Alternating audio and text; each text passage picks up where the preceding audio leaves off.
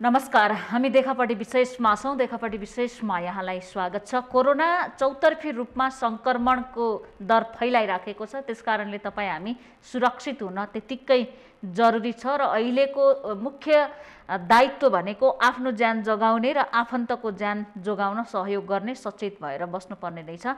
हामी कोरोना सँगसँगै आज कोरोना जुन प्रकारले वृद्धि भइराखेको छ, जुन प्रकारले सङ्क्रमण फैलिरहेको छ, त्यसै प्रकारले राजनीतिक तरङ्ग पनि यो बीचमा त्यस्तै भइराखेको छ। खास गरी सत्ता समीकरणको खेल प्रदेशदेखि केन्द्रसम्म यस्तो कोरोना महामारीको बेलामा पनि रोकिएको छैन र दलहरूका आफ्नै क्रियाकलापहरू कोरोनालाई नै गिज्जाइरहेका हुन् कि भन्ने पनि देखिएको छ। यो बेला सरकारको प्राथमिकता के हुनुपर्छ, सांसदको प्राथमिकता के हुनुपर्छ र खास गरी अहिले सरकार प्रदेशहरूमा सरकारहरू फेरबदलको जुन प्रक्रिया अघि बढेको छ, कोरोना कहर प्राथमिकतामा राख्ने कि सरकार फेरबदल र केन्द्रमा सरकार परिवर्तनको विषय के होला, यिनै समसामयिक विषयमा केन्द्रित रहेर आज हामी कुराकानी गर्नेछौँ। हामीले हाम्रो स्टुडियोमा निम्ति आएका छौँ पूर्व कानुन मन्त्री समेत रहनुभएका प्रतिनिधि सभाका सदस्य, नेकपा एमालेका केन्द्रीय कार्यालय सचिव शेरबहादुर तामाङ। यहाँलाई स्वागत छ नेताजी। नमस्ते। कोरोनाको यो बीचमा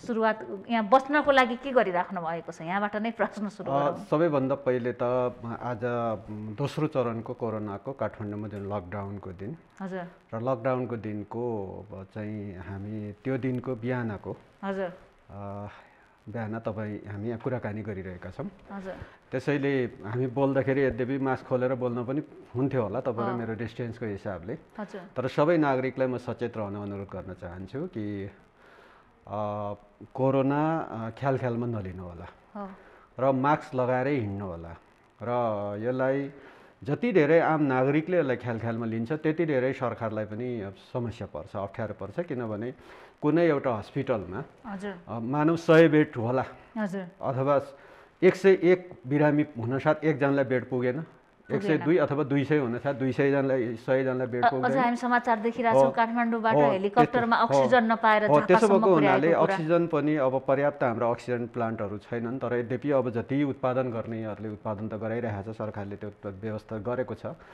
तर सङ्ख्या चाहिँ एकदम ब्रस्ट भयो भने यो चाहिँ जस्तो आज इन्डियामा निकै ठुलो समस्या देखिएको छ र हाम्रो देशमा पनि त्यस्तो हुन सक्ने भएको हुनाले आम नागरिकलाई चाहिँ सचेततापूर्वक नै रहनुहोस्, मास्क नै लगाउनुहोस्, आफू एकदम स्वास्थ्यकर नै रहनुहोस्, धेरै मान्छेसँगको नजिकको कन्ट्याक्टमा नरहनुहोस् र भिडभाडमा पटक्कै नगर्नुहोस्। र यति हो भने एउटा 10 रुपियाँको मास्कले तपाईँको जीवन बाँच्छ भने मान्छेले 10 रुपियाँको मास्क त हो नि। अस्ति प्रदेशको मान्य सामाजिक विकास मन्त्रीज्यूले मास्क वितरण गर्दै गरेको समाचार आइरहेको थियो। जब 2 रुपियाँको मास्क वितरण गरेर के देखाएको होला भन्दै थिएन मान्छेहरू। त्यही 2 रुपियाँको मास्कले, त्यही 10 रुपियाँको मास्कले तपाईँको जीवन बाँच्छ। त्यो त जनचेतना फैलाएको। अब यो मास्कमा हात धुने कुरामा ज्यान एकदम हात धुने जोगिने र हाम्रो नेपाली खास गरी नेपालका जडीबुटीहरू यो सबै यति धेरै उपयोगी चिजहरू छन्, दैनिक प्रयोग गर्नुहोस्। प्रसङ्गवश जोडिहाले यहाँले भाङ गाजालाई चाहिँ कानुनी मान्यता दिने कुरा गरिराख्नु भएको थियो। अहिले कोरोनामा पनि हुन त वैज्ञानिक रूपले पुष्टि भएको हो कि नभएको आफ्नो पाटो होला, तर कोरोनालाई पनि एक हदसम्म भाङले, खास गरी भाङको जुसले ठिक हुन्छ कि भन्ने कुरा चर्चामा छ। इम्युनिटी पावरसँग जोडेको कुरा हो। हेर्नुहोस्, जोसँग अलि इम्युनिटी पावर छ त्यो कोरोना भाइरसलाई एट्याक गर्न सक्दैन र एट्याकै गरिहालेछ भने तपाईँको शरीरमा प्रोडक्सन हुने एन्टिबडीले त्यसलाई के गर्ने हो, दबाउने हो। त एन्टिबडी तपाईँको शरीरमा त्यो उत्पादनै हुँदैन भने त त्यो उसले दबाइदिने हो, त्यस कारणले तपाईँको मृत्यु हुने हो। त्यसो भएको कारणले त्यो एन्टिबडी क्रिएट गर्नेको लागि इम्युनिटी पावर डेभलप गर्ने कुरामा आज जताततै अब नयाँ सिजन सुरु भयो। अब अहिले वैशाख हो, भाङको चाहिँ अब गाँजाको बोटहरू जताततै उम्रिन्छन्। छरिदिनुहोस् गेडा केही फरक पर्दैन र त्यो बोट उम्रे पछाडि त्यसका पातलाई तपाईँको चाहिँ त्यसको टुप्पोलाई माडेर बिहान 1 गिलास चाहिँ तपाईँ जुस खानुहोस् न, के फरक पर्दैन, त्यसले कुनै हानि गर्दैन। प्र्याक्टिस गरिरहेको छौँ हामी, यस्तो चिजहरू प्र्याक्टिस गर्छौँ। र नेपालका जडीबुटीहरू जस्तो बेसारको कुरा प्रधानमन्त्रीज्यूले बेसारको कुरा गर्दा बेसारे भनेर उडायो नि, त्यो यति राम्रो एन्टिसेप्टिक चिज हो नि त्यो बेसार। हात काटेको छ, घाँस काट्दाखेरि हात काटिएको हुन्छ पहाडमा, अनि त्यो काटिएको हात चाहिँ रगत बगिरहेको हुन्छ। बेसार चाहिँ अलिकति तेलमा चाहिँ तपाईँको चाहिँ तेलमा अलिकति फिटेर लगाएर काम्रो बाँधिदिँदाखेरि त्यो निको भएको छ त। त्यसो भएको कारणले यो हाम्रो नेपालमा पाइने कैयौँ चिजहरू हाम्रो शरीरलाई एकदम उपयोगी हो। त्यसो भएको कारणले यस्ता चिजहरू प्रयोग गर्नुहोस्। जडीबुटी मूलतः तपाईँको चाहिँ आयुर्वेदिक जडीबुटीहरू नै कोरोनाको लागि साँच्चै महत्त्वपूर्ण हुन्छ र अहिले भनौँ न खोप जुन डेभलप गरिरहेको छ खोपहरू पनि त्यति काम लागिरहेको छैन भन्ने जस्तो समाचारहरू आइरहेछ नि। त्यसो भएर आफै सेफ हुने बाहेक त अर्को विकल्प त छैन यसमा। त्यसले आफू सेफ हुने सबभन्दा पहिला आफू सेफ भयो भने अरूलाई सेफ गर्न सकिन्छ। आफू अनसेफ हुनु मतलब अरू सबैलाई चाहिँ अनसेफ राख्छ। जनताको ज्यान 2 रुपियाँको 10 रुपियाँको मास्कमा हात धुने कुरामा पानीमा सेनिटाइजरमा अड्केको छ। यसको लागि कस्तो हुल मानिसहरू काठमाडौँ छोडेर घर जान खोजिराखे हामीले हिजो र आजको दृश्य मात्रै हेर्ने हो भने पनि काफी छ। राजनीतिक प्राथमिकता के हो त? यो एउटा यहाँनिर तपाईँले एकदमै धन्यवाद छ जोड्नुभयो। हामी वास्तवमा यो कोरोना महामारीको चाहिँ जुन फेजमा छौँ यसको नियन्त्रणमा लाग्नुपर्ने। यसको नियन्त्रणमा लाग्नको लागि आम नागरिकलाई जनचेतना, किनभने पहिलो चरणको हामीले बेहोरी नै सक्यौँ। त्यो बेहोरिसकेको कारणले तपाईँको चाहिँ अब हामी पर्याप्त सतर्कता आम नागरिकले नै अपनाउने हो र त्यो आम नागरिकले सतर्कता अपनाएको भने लकडाउन पनि जरुरी थिएन नि हामीलाई। किन नागरिक सतर्क छ, मास्क लाएर हिँड्छ, दूरी मेन्टेन गरेर हिँड्छ, भिडभाडमा छैन भने त हामी लकडाउन गर्ने भने दैनिक काममा पनि हामी जान सक्छौँ नि। तर नागरिक त्यति सचेत भइसकेको छैन, ऊ एकदम भिडभाडमा उसले सचेतनता अपनाइरहेको छैन, त्यस कारणले लकडाउन चाहेको हो। नत्र लकडाउन पनि आवश्यक थिएन होला। त्यसैले अहिले चाहिँ खास गरी के हो भने नेकपा एमाले जुन सरकारहरू चलाइरहेको छ, केन्द्रमा पनि छ प्रदेशहरूमा पनि छ, सरकार त चलाइरहेकै छ, सरकार ठिक कन्टिन्यू छ। तर बिचमा तपाईँको चाहिँ अन्य राजनीतिक दलहरूले एमाले चलाइरहेको सरकारलाई अस्थिरता बनाउनको लागि अविश्वास प्रस्ताव दर्ता गर्ने, के गर्ने, कुन दल मिलेर के गर्छु रे, सरकार ढालिदिन्छ अरे, गल हत्याएर निकालिदिन्छ अरे, मतलब यस्ता खालका भनाइहरूले किन त्यो प्राथमिकता पर्यो अन्य दलको? किनभने सरकारलाई सघाउने र अहिले कोरोनालाई चाहिँ महामारीलाई कन्ट्रोल गर्नको लागि बरु आफ्नो सुझावहरू छन् भने सुझावहरू दिने होइन। त्यो तरिकाले अगाडि जानुको सट्टा अब प्रदेशतिर कहाँ अविश्वासको प्रस्ताव दर्ता गर्ने अरे अनि त्यसपछि सरकार ढाल्ने अरे, उहाँहरूले दर्ता गर्ने कुरा त भयो नै। प्रदेशमा पनि यहाँहरूले सरकार जोगाउनका लागि सांसदलाई नै अपहरणको शैलीमा बन्दी बनाउनु भएको छ अस्पतालमा भन्ने कुरा त सत्य हो नि। यो त अब आरोप लगाएको विषय हो र म के भन्न चाहन्छु भने सांसदहरू त हरेक व्यक्तिलाई राजनीतिक रूपमा आफ्नो स्वतन्त्रता छ, राजनीतिक दृष्टिकोण राख्न सक्ने स्वतन्त्रता छ, कुनै एउटा दलमा लाग्न पाउँछ र त्यो दल मात्र होइन आफूलाई लागेको विषयमा दल खोल्न पाउने राइट हाम्रो संविधानले दिएको छ। त्यसो भएको कारणले नेकपा एमालेको हकमा त के हो भने अब केही समय पछाडि यो हो समयको ग्याप अलि लामो 2 वर्ष नै टाइम पिरियड भएको हुनाले सायद अब केही मान्यज्यूहरूले अहिले नै डिसिजन गर्न नसकेको होला। तर समय ग्याप जति छोटिँदै जान्छ नि त्यति धेरैभन्दा धेरै अन्य दलमा रहेका मान्य सदस्यज्यूहरूले तपाईँको चाहिँ आफू रहेको पार्टी छोडेर नेकपा एमालेमा प्रवेश गर्ने क्रम सुरु हुन्छ। अब जनमोर्चाका सांसद पनि एमालेमा आउने संकेत हो, अस्पताल गएर आइसियुमा बस्नु। जनमोर्चाको मात्र भन्दिनँ, धेरै अन्य राजनीतिक दलका मान्य सदस्यज्यूहरू, किन यो मुलुकको लागि आज तपाईँको चाहिँ गर्न गरिरहेकै छ। कुन एमालेमा आउँछन् त? एमाले त छैन। होइन, एमाले एउटै छ। निर्वाचन आयोगमा दर्ता भएको कानुनी संविधानको हिसाबले प्राप्त राजनीतिक दल सूर्य चिन्ह बोकेको एमाले एउटै छ, जसको अध्यक्ष केपी ओली हुनुहुन्छ।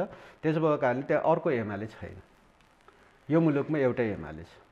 तर मेलमिलाप छैन एमाले भित्र होइन। अब को व्यक्तिलाई अब के लाग्छ, को व्यक्तिलाई को माथि रिस उठ्छ, त्यो त अब दलहरूभित्र त चल्छ नि, सबै दलभित्र छ त्यस्तो खालको वातावरण छ होइन।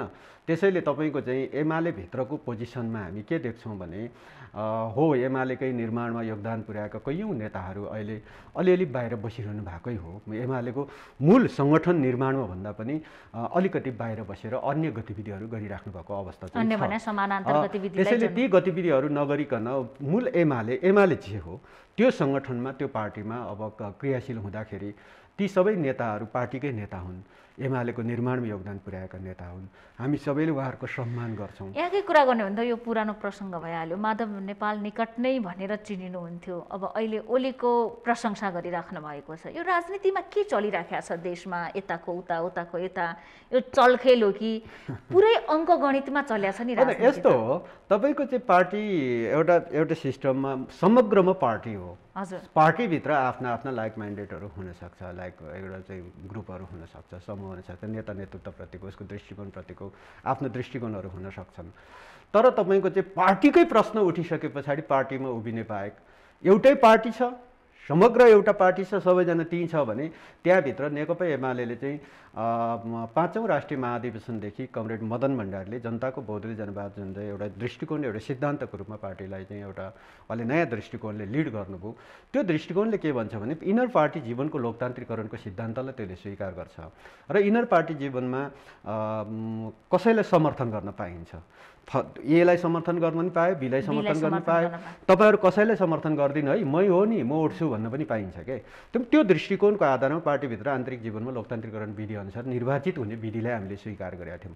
हो त्यो विधिभित्र जाँदाखेरि नेताहरूले जब उम्मेदवारै भइसके पछाडि कसै न कसैले त समर्थन गर्नु पर्यो कार्यकर्ताले, अनि त्यसै अलिक तुलनात्मक रूपमा आफूलाई कुन फेभरेबल हुनसक्छ त्यसलाई समर्थन गर्न पाइन्छ र त्यो एउटा सिस्टमबाट चल्दै आएको पार्टी जब 9औं राष्ट्रिय महाधिवेशनमा त्यही सिस्टमबाट हामी निर्वाचित भयौँ र त्यही सिस्टमबाट निर्वाचित भएको पार्टी आज पार्टीकै प्रश्नमा पार्टी रहने कि नरहने, पार्टीलाई कहाँ लाने भन्ने कुराको प्रश्न उठिसकेपछि सबै कार्यकर्ता, नेकपा एमाले कार्यकर्ता पार्टीको पक्षमा उभिन्छन्।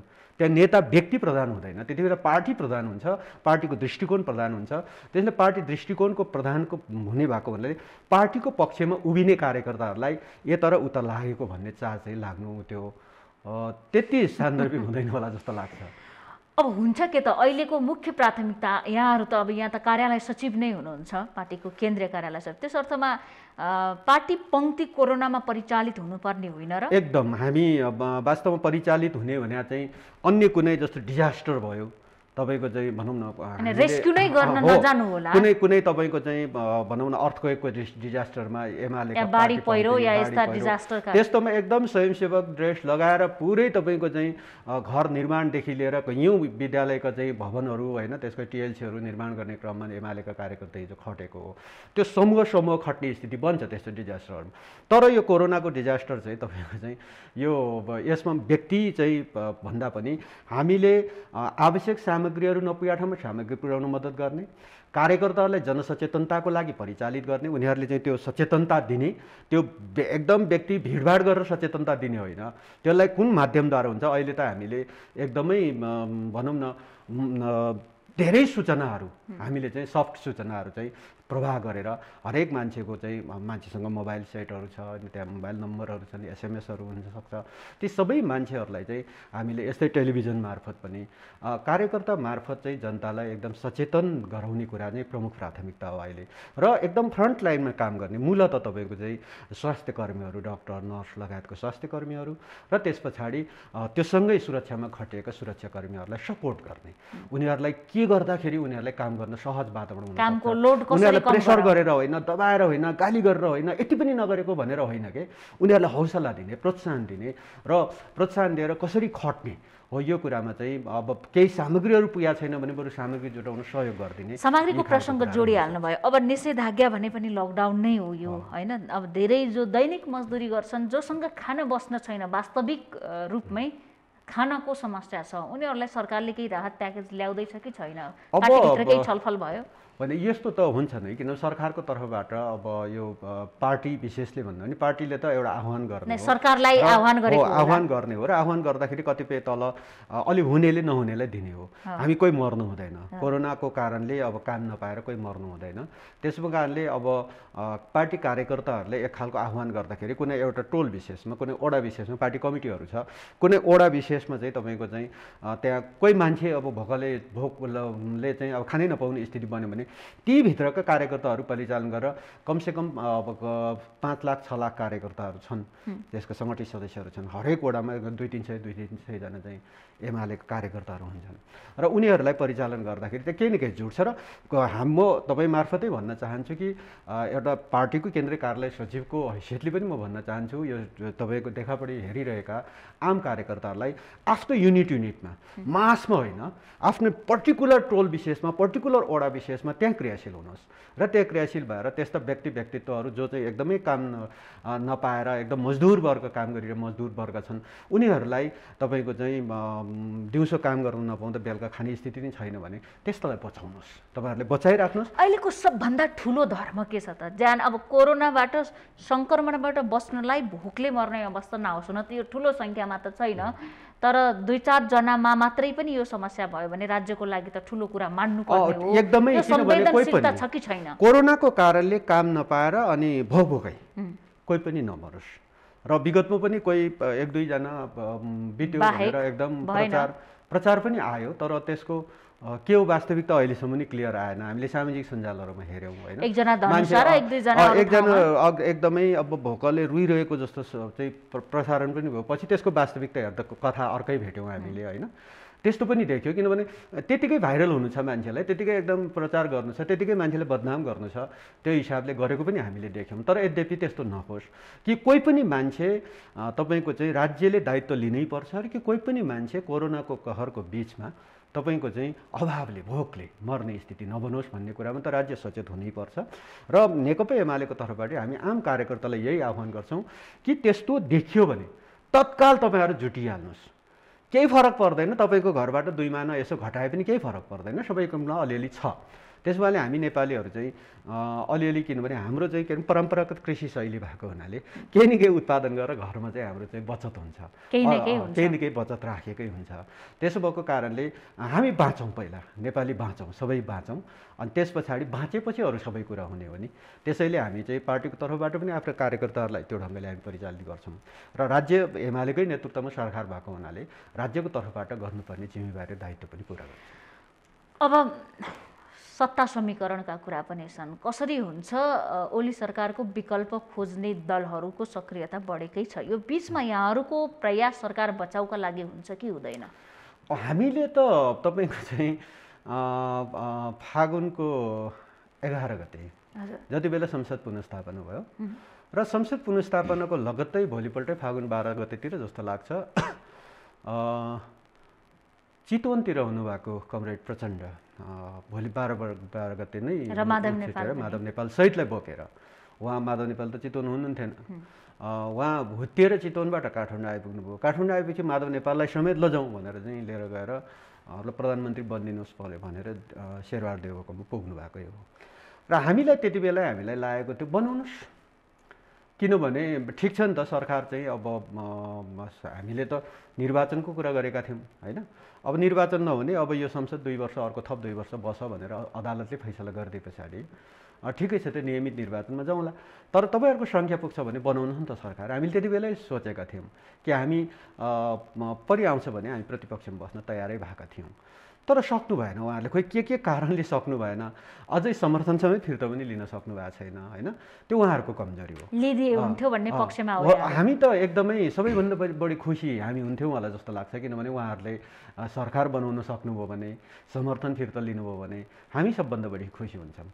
किनभने तपाईँको चाहिँ जुन चार्ज हामीमाथि लागिरहेको छ त्यो जनताको बिचमा पुष्टि त उहाँहरूले गर्नु पऱ्यो नि। उहाँहरूले बसेर सरकारमा बसेर पुष्टि गर्नुपर्ने होला नि। अनि पुष्टि नहुने कुरामा चार्ज गरेर अनि त्यस पछाडि चाहिँ अगाडि बढ्दाखेरिको हकीकत के हुन्छ भनेर त निर्वाचनमा देखिन्छ। यहाँ कानुनको जानकार, कानुन मन्त्री समेत रहिसक्नु भएको, माओवादीको समर्थन फिर्ता नलिनुको कारण अहिले सरकारलाई संसद विघटन गर्ने संविधानको धारा 3-5 प्रयोग गर्न सजिलो हुन्छ र विघटन गर्नुहुन्छ भन्ने कुरा छ। यो प्रक्रिया के छ? त्यस्तो मनस्थितिमा हो? यो त प्रष्टै प्रक्रिया हो। जस्तो उहाँहरूले समर्थन फिर्ता लिन साथ हामी विश्वासको मतमा जानुपर्छ 1 महिनाभित्र, त्यो जानैपर्छ। 30 दिनभित्र हामीले ती विश्वासको मतमा जानैपर्छ। विश्वासको मत प्राप्त गऱ्यो भने हामी अर्को 1 वर्ष फेरि सरकार चलाइहाल्छौँ। केही गरी प्राप्त गरेन भने हामी तपाईँको चाहिँ धारा 3 अनुसारको, उपधारा 3 अनुसारको, 76-3 अनुसारको सरकारमा जान्छौँ। त्यो भनेको नेकपा एमालेकै बन्छ। एमाले नै सबभन्दा ठुलो दल हो, एमालेकै सरकार बन्छ र एमालेकै सरकार बनेर त्यसपछि पनि फेरि तपाईँको चाहिँ 30 दिनको उसमा चाहिँ हामीले 30 दिनमा फेरि विश्वासको मत लिनुपर्छ। विश्वासको मत पायो भने हामी फेरि 1 वर्ष कन्टिन्यू गर्छौँ र 1 वर्ष कन्टिन्यू गर्ने भने फेरि लास्ट इयर चाहिँ चुनावी इयर हुन्छ, त्यहाँ फेरि त्यो अविश्वासको प्रस्तावको कुरा आउँदैन भने चाहिँ कन्टिन्यू 2 वर्ष चलाएर हामी त सरकार अर्को कन्टिन्यू इलेक्सनमै हामी जान सक्छौँ। तर अब तपाईँको चाहिँ विश्वासको मत केही गरी प्राप्त गरेन भने त अनि उपधारा 4-5 अनुसारको चाहिँ तपाईँको चाहिँ एउटा विश्वासिलो आधार, कोही एकजना पार्लियामेन्ट मेम्बरले पनि उपधारा 2 अनुसारको सरकार त गठन हुन नसक्ने ठाउँमा अनि 4 अनुसारको सरकार गठन हुन सक्ने स्थिति बनेन। त्यसो भए त केपीकै नेतृत्वमा चुनाव हुने सम्भावना प्रबल छ र त्यसकारणले अहिले त्यही त अर्ली यदि विश्वासको मत पाएन भने त अर्ली इलेक्सन बाहेक अर्को विकल्पै रहँदैन। र अब त्यसो भए अदालतले गरेको फैसला पनि त खण्डित हुन्छ नि त। त्यसले अदालतले गरेको अब केपी ओलीले राजीनामा गर्नुपर्छ भनिराख्नु भएको छ। राजीनामा गर्नु भनेको चाहिँ सायद त्यति बेला फागुनको 11 गते ल हामीले चाहिँ ल नैतिकता भन्दै राजीनामा गरेका थियो भने वैशाखको 17-27मै चुनाव हुन सक्ने सम्भावना थियो। किनभने तपाईँको चाहिँ यो चाहिँ अदालतको मर्यादालाई पनि हामीले अदालतले गरेको फैसला भनेको कन्टिन्यू अर्को 2 वर्ष तिमीहरू जान सक्छौ है यो पार्लियामेन्ट भन्ने कुरा हो नि, आफ्नो टर्म पुरा गर्न सक्छौ भने हो। त्यो केपी ओलीले त्यति बेलै राजीनामा गर्ने भने चाहिँ कसैको बहुमत नपुग्ने, हङ भएर जाने, बहुमतै नपुग्ने, त्यो स्थितिमा पुनः फेरि चाहिँ इलेक्सनतर्फै जानुपर्ने स्थिति बन्थ्यो। त्यस्तो स्थिति नहोस् भनेर पनि हामीले अलिकति अब अड्केको हो। जसपासँग के हो त? जसपाका मुद्दा पनि फिर्ता आउने क्रम सुरु भइसक्यो कति? होइन, म अब जसपाको भन्ने भन्दा पनि यो चाहिँ के कुरा हो भने यो खास गरी इस्यु राष्ट्रिय इस्यु नै हो। जसपाले जुन ढङ्गले आफ्नो अडान लिइरहेको छ राष्ट्रिय इस्युमा त्यो प्रति उहाँहरूको पार्टी दृष्टिकोण हो। त्यो पार्टी दृष्टिकोणप्रति हाम्रो सम्मान छ। त्यसैले त्यो मुद्दाहरू राष्ट्रिय एउटा मुद्दाहरू हो, राष्ट्रिय इस्युहरू हुन्। ती राष्ट्रिय इस्युमा नेकपा एमाले र जसपाको बिचको कतिपय कुराहरू चाहिँ त्यो मुद्दामा उपेन्द्र यादव र डाक्टर बाबुराम भट्टराई उहाँको समूहका नेताहरूको पनि सहमति छ त? त्यो त छैन। अब होइन, जसपा मूल जसपाको मूल सङ्गठनको मूल पार्टीको दृष्टिकोण के हो भन्ने कुरा हुन्छ। त्यहाँभित्र रहेको व्यक्तिको दृष्टिकोण प्रधान हुँदैन। त्यो सिङ्गो पार्टीले के दृष्टिकोण बोक्छ भन्ने कुरा। उहाँहरू मूलतः मधेसको कतिपय समस्याहरूमा त्यो मूल पार्टी जसपा त्यो लिड गरिरहेको छ र त्यो लिड गरिरहेको पार्टीकोले जुन इस्युहरू लिड गर्छ त्यो इस्यु नेकपा एमालेको पनि हो, सरकारको पनि हो, अन्य दलको पनि हो।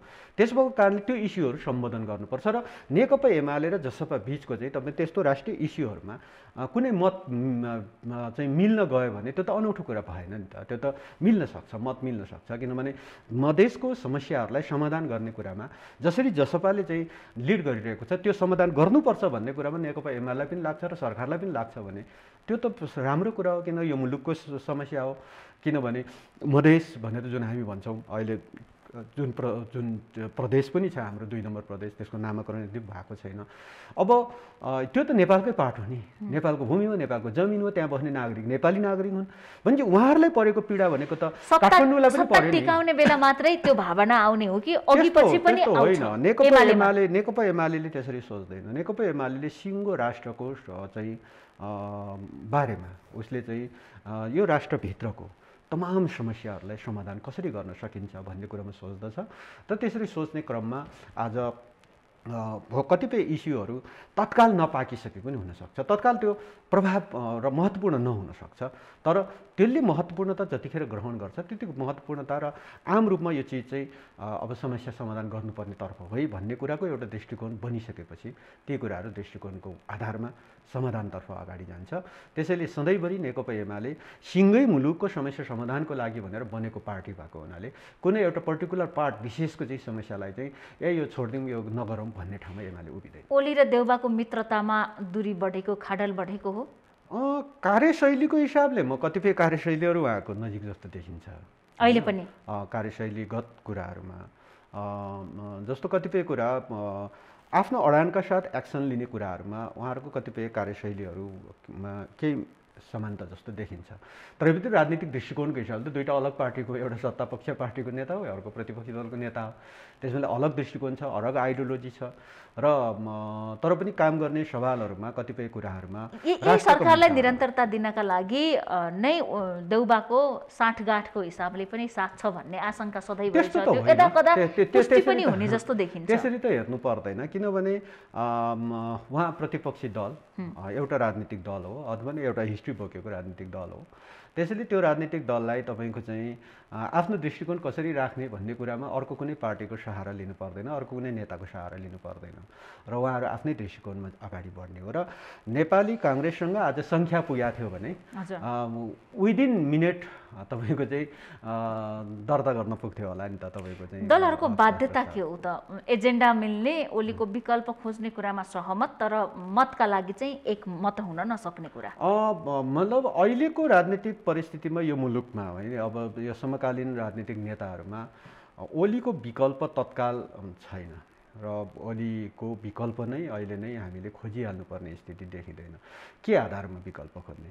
कसैले गाली गरेको आधारमा, कसैले मिडियामा चर्को स्वरले बोलेको आधारमा, कोही एउटा कार्यकर्ताले कुनै अर्को पार्टीको कार्यकर्ताले कुनै कतै एकदम चर्को स्वरमा मिठो लवज निकालेर शब्द पनि मिलाएर गाली गरेको आधारमा, अथवा कसैलाई लाग्यो गरेन केपी ओलीले भन्ने आधारमा, के आधारमा? त्यो त पुष्टि हुनु पऱ्यो नि। त्यसको कतिपय चिजहरू त तपाईँको चाहिँ तथ्याङ्कले बोल्नु पऱ्यो नि। केपीलाई के को आधारमा विकल्प? फेरि केपी पछिको विकल्प को? केपी पछिको विकल्प के? अब शेरबहादुर देउवा हुनसक्छ, प्रचण्ड हुनसक्छ, माधव नेपाल हुनसक्छ। यी सबै टेस्टेड होइनन्। त्यसैले अब हिजो तपाईँको चाहिँ हुनु हुँदैन भन्ने पनि त होइन। त्यसैले मतलब टेस्टेड हो, यी सबै अलरेडी टेस्टेड हो।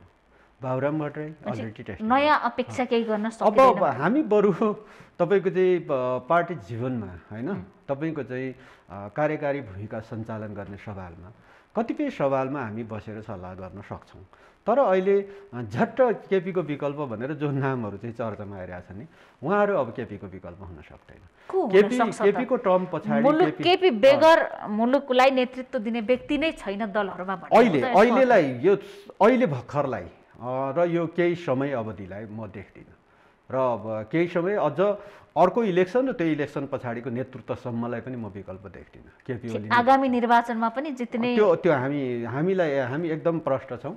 यो कुरामा त हामी एकदमै यति प्रष्ट छौँ कि आम जनता पनि यति प्रष्ट छन् कि तपाईँको चाहिँ हो केपी ओलीलाई अहिले भर्खरै विकल्प भनेर, विकल्प भने के प्रधानमन्त्री। तर यहाँहरूभन्दा बढी एक्साइटेड त नेपाली काङ्ग्रेस छ, मत राम्रो आउँछ भन्ने कुरामा। बाक्सा थापे काङ्ग्रेसमा मत आउँछ भन्ने एउटा एकदम उहाँहरू त्यो आशयमा उभिरहनु भएको छ भने अब अगाडि अर्ली इलेक्सनमा जाउँ न त, उहाँहरू तयार हुनुहोस्, होइन? हामी त तयारै छौँ। माओवादी जान नखोज्नुको कारण के बुझ्नु? अब थाहा छैन, किनभने उहाँहरूको अहिले प्रतिनिधि सभामा 53 जना सांसद हुनुहुन्थ्यो, 53 मा अब बिस्तारै घट्दैछ उहाँहरूको चाहिँ तपाईँको चाहिँ सङ्ख्याहरू बिस्तारै बरु उहाँ तपाईँको चाहिँ प्रतिनिधि सभाको सांसद पद तपाईँले लिनुहोस्, हामी छोडिदिन्छौँ, हामी एमालेमै राख्छौँ भन्नेहरू अब देखा परिसक्यो।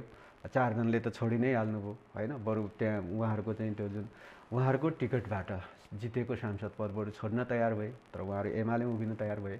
र मैले भने कि यदि यो समय ग्याप 2 वर्षको नरहेको हो भने, 6 महिना मात्रै यस्तो समय ग्याप भएको हो भने धेरैजना अहिले पनि धेरैजना मान्य सदस्यज्यूहरू माओवादी केन्द्रमा हुनुहुन्छ, उहाँहरू नेकपा एमालेमा आउन तयार हुनुहुन्छ। अहिले कतिपय प्राविधिक कारणले उहाँहरू त्यहाँ उभिरहनु भएको मात्रै हो, हेरिराख्नु होला। अब जति यो समय घर्किँदै जान्छ त्यति चाहिँ त्यहाँ विद्रोह गर्दै एमालेमा प्रवेश गर्ने क्रम। समयको पर्खाइ किन हो त? घर्किने किन समय? अब यस्तो होला, कतिपय व्यक्तिगत कुराहरू पनि हुन्छन्, होइन? अब ती कतिपय व्यक्तिगत कुराहरूलाई हामीले अहिले नै मिडियामा धेरै प्रचार गरिरहनु पनि जरुरी छैन। आफ्ना केही तर यहाँको दाबी के हो भने माओवादी छोडेर थुप्रो मानिस त्यो एकदमै किनभने त्यो चाहिँ त्यो मनोविज्ञान विकास भएको छ र तल कार्यकर्ता त अब सुरु भइ नै सक्यो। तपाईँको गाउँका गाउँ अब भोलि जिल्ला कमिटी सँगै जस्तै पनि, होइन? तपाईँको चाहिँ नेकपा एमालेमा कन्भर्ट हुँदै जानेछ। र यो नेपालको कम्युनिस्ट आन्दोलनको विकासमा नेपाल खास गरी मूलतः कम्युनिस्ट आन्दोलन एकीकृत गर्ने र कम्युनिस्ट आन्दोलन एउटा सशक्त पार्टी बनाउने, अन्त यो दिशामा सबै लाग्ने नै छ, लाग्नै पर्दछ। र अब नेपालमा तपाईँको चाहिँ मूलतः वाम आन्दोलनको वाम पार्टीको नेतृत्व र एउटा सशक्त पार्टीको रूपमा सिङ्गल पार्टीको रूपमा नेकपा एमाले नै विकास हुन्छ। र फेरि लेफ्ट राइटिस्ट क्याम्पमा पनि तपाईँको चाहिँ नेपाली काङ्ग्रेस नै हो। अन्य पार्टीहरू बिस्तारै अब जान सक्छ। र यदि तपाईँको चाहिँ मधेसवादी दलले आफूलाई आफ्नो एजेन्डामा दृढतापूर्वक उभ्यायो भने म त के देख्छु भने दोस्रो तेस्रो पार्टीमा मधेसवादी दल भन्छौँ हामी अहिले, तर जसपा नाम गरेको छ, र उहाँहरूले अहिले अलिकति स्वरूपलाई जुन एउटा क्षेत्रीय स्वरूप थियो, क्षेत्रीय स्वरूपलाई अलि विकास गरेर उहाँहरू राष्ट्रिय पार्टीको रूपमा चाहिँ आउनु भएको छ। र त्यो पार्टी पनि बिस्तारै अब तपाईँको चाहिँ मुलुकको एउटा मूल राजनीतिक पार्टीको रूपमा विकास हुन सक्छ। एमाले भित्र माधव नेपाल र झलनाथ खनालको भविष्य के हो त? यहाँहरू मिल्ने हो कि छुट्टिने हो? यो कुराको टुङ्गो कहिले लाग्छ? अब हामी नेकपा एमाले भएर सोच्दाखेरि उहाँहरू एमालेको तपाईँको चाहिँ निर्माणकर्ता हो। उहाँहरूले पनि एमालेको नेतृत्व गर्नुभएको, फर्स्टम्यान भएर चलाइसक्नु भएको छ लामो समय। फेरि केपी ओली त भर्खर तपाईँको चाहिँ 5-6 वर्ष मात्रै, होइन? उहाँले चाहिँ अगाडि बढ्नु हो। माधव कुमार नेपालले त 15 वर्ष चलाउनु भएको छ। झलनाथ खनालले झन्डै 8-9 वर्ष चलाउनु हो।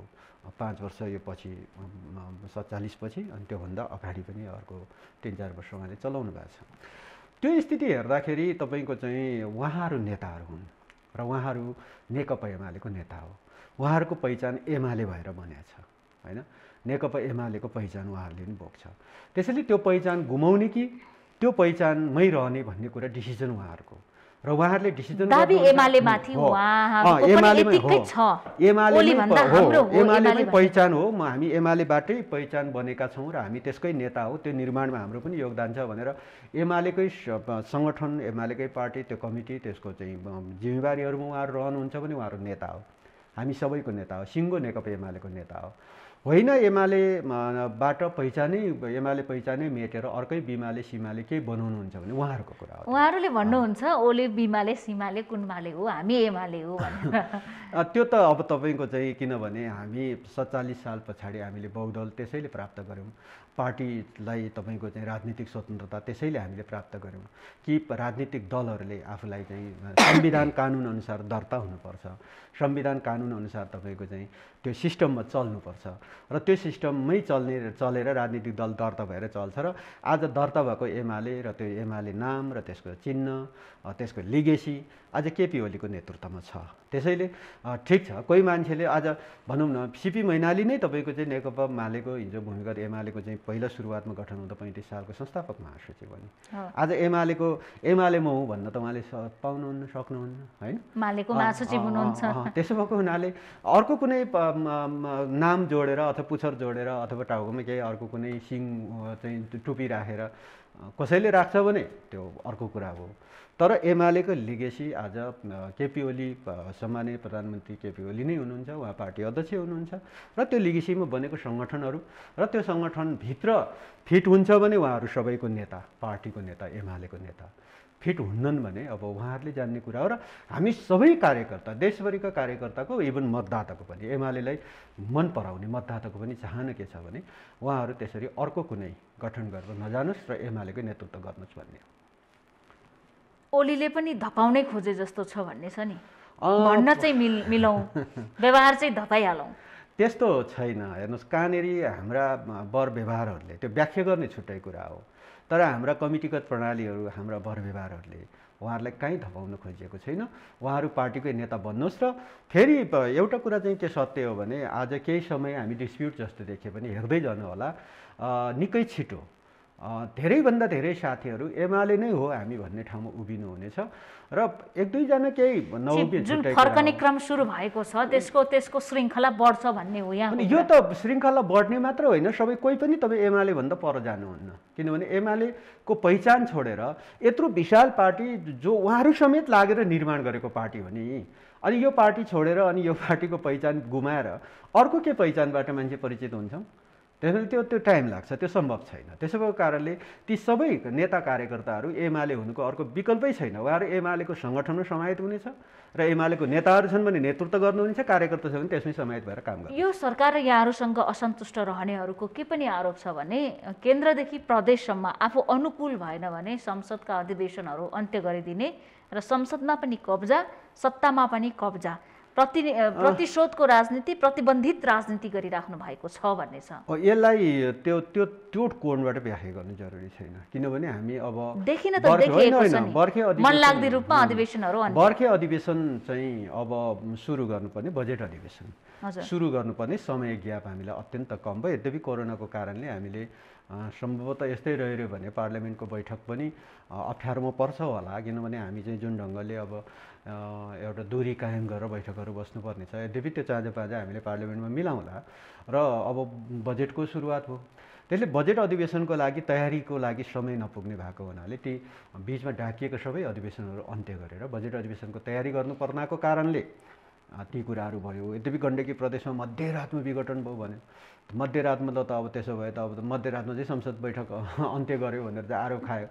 त्यसपछि ल त त्यसो भए मध्य दिनमा चाहिँ के हुन्छ त? अब यहाँ त प्रतिनिधि सभाको मध्य दिनमा भयो होइन, कहिले मध्यरातमा चाहिँ आरोप खेप्दा मध्य दिनमा त कहिल्यै चाहिँ भएको थिएन, फेरि मध्य दिनमा गऱ्यो भने कहिले कुन चाहिँ समय चाहिँ उपयुक्त हो त? त्यसो भए राति 12 बजेदेखि नै हैन हाम्रो चलन चल्ती हो, त्यसैले त चलन चल्तीको 12 बजेदेखि नै थियो हैन, त्यो पनि राति। अब राति मध्ये किन नयाँ अर्को दिन सुरु हुने दिन, अनि गण्डकीमा त्यो आरोप खेप्यौँ हामीले। अब यहाँ केन्द्रमा त्यही दिन माओवादी केन्द्रको स्थायी कमिटी बैठकले सरकारका विरुद्धमा अविश्वासको प्रस्ताव लैजाने संकेत गरेको थियो। यसलाई फरक त्यो डरले होइन ओलीले अधिवेशनै अन्त्य गर्नुभयो भन्ने। अधिवेशन अन्त्य र अधिवेशन सुचारुले अविश्वासको प्रस्ताव राख्नलाई कुनै बाधा पर्दैन। अहिले नै दर्ता गरे पनि हुन्छ, सक्नुहुन्न उहाँहरूले। अहिले नै आज जुन यो कोरोनाको यो आज छ, उहाँहरूले हस्ताक्षर पुर्याउनुहोस्, आजै दर्ता गरे पनि हुन्छ, सचिवालयमा दर्ता हुन्छ, दर्ता गरे हुन्छ।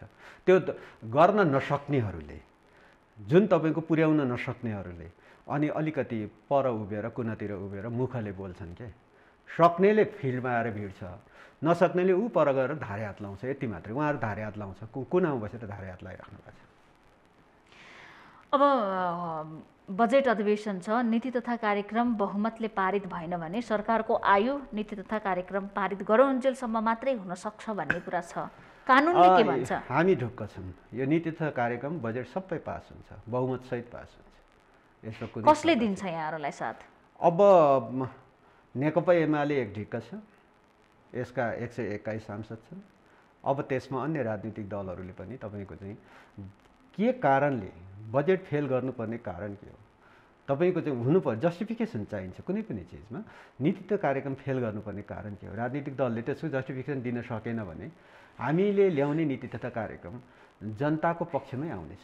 त्यसो भए मानिलिउँ नीति तथा कार्यक्रम बाइचान्स संसदबाट पास भएन भने त्यसपछि सरकारले विश्वासको मत लिनुपर्ने हुन्छ कि राजीनामा दिनुपर्ने हुन्छ? अब यस्तो स्थिति, त्यस्तो एजम्सन हामी अहिले गरिरहेका छैनौँ।